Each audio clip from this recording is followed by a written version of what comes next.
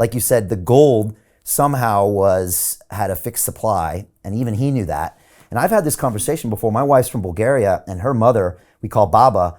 You look where Baba keeps her money back in the day, and she knows not to keep it in local currency. The smart money goes into gold, or maybe a dollar, because it's maybe the next best thing. And so again, the pirate has it. He knows he can't carry it with him. He knows he has to hide it somewhere, and that's also potential, that contract with the future, right?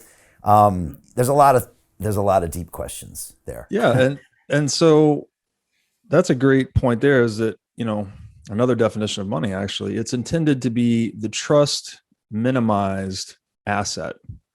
So it's the asset you can hold and store value in that you do not need to trust anyone else. It is the minimal amount of need to trust anyone else, which is to say you have minimal counterparty risk. And to hold physical gold, you knew no one in the world could counterfeit your supply. No one could expand the supply and dilute you. And if you self-custody, right, as the pirate was doing, or maybe as Baba was doing if they buried it in their backyard, you did trust the custodian, because not only is it foolish to store your wealth in fiat currency where the issuer can just debase you, right? They can just print money and dilute you. But if you stored your physical gold with a custodian, that's equally dangerous, right? They'll raid your safety deposit box, or anytime the geopolitical situation gets too dicey, you could just lose your gold. So it's been the destiny of money to be something that is encrypted either by a treasure map or by a chemistry formula related to gold, or both. And it's been the destiny of money to be something that the individual can hold, right? That I can hold and possess and not need to trust anyone else. That maximizes my individual sovereignty and economic agency in the world. And you've also, called money our most brilliant idea. And if we go from like hunter-gatherer tribe and we try to zoom into maybe a century ago, I mean, when we're hunter and gatherers, we didn't need it, but soon it became, like you said, this water, this incredible way to kind of quantify value. But then, and I've heard you talk about this before, and you maybe talk about it now, when we stopped moving around, we became agrarian, it then became an asset. And then you go on to say, as humans, we always want more of something. And that's when things really started changing. And I wonder if you could talk about that concept, because I don't think a lot of people have really thought about some of those ideas. Yeah, this is a great origin story, actually. So to your point, we're hunters and gatherers for a long, long time, right? So just nomadic people moving around, eating whatever we can kill. The assets we had then were mostly just tools, right? Mostly just bearer assets, the things we could carry.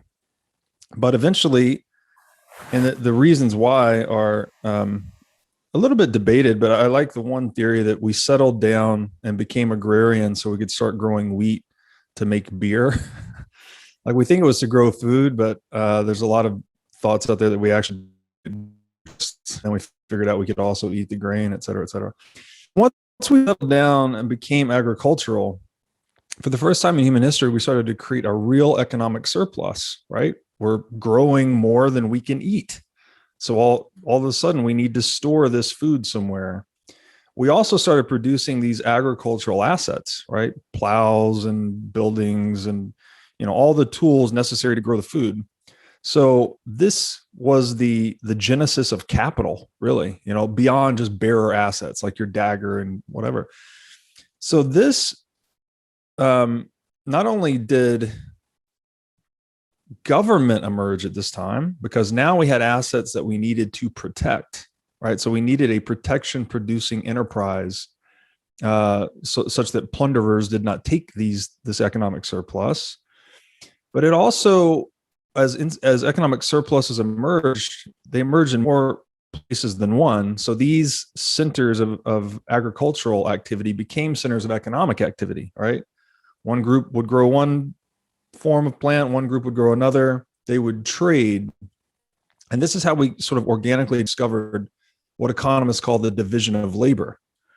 And the easy way to think about this is, there's the old adage, many hands make light work. So like, if you can do something that you're really good at, and I can do something that I'm really good at, and we can trade, then we are both better off effectively. But again, that trade there has to be some intermediary, right? Otherwise, we're kind of stuck needing to match our wants exactly, right? You need to have the exact amount of bushels of whatever, and I have the exact amount. So money emerges through this process of trade as quite simply the most liquid asset, or the most tradable asset. So, and maybe an easy way to think about this is, once people recognize that something is widely accepted in trade, right? Say it's, for a long time it was salt, for instance.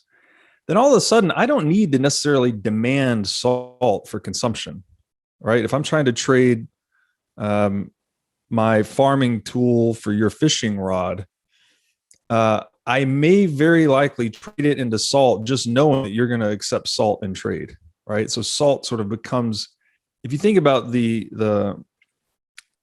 trading in the world is kind of this set of concentric spheres, and the topmost sphere is the most tradable asset.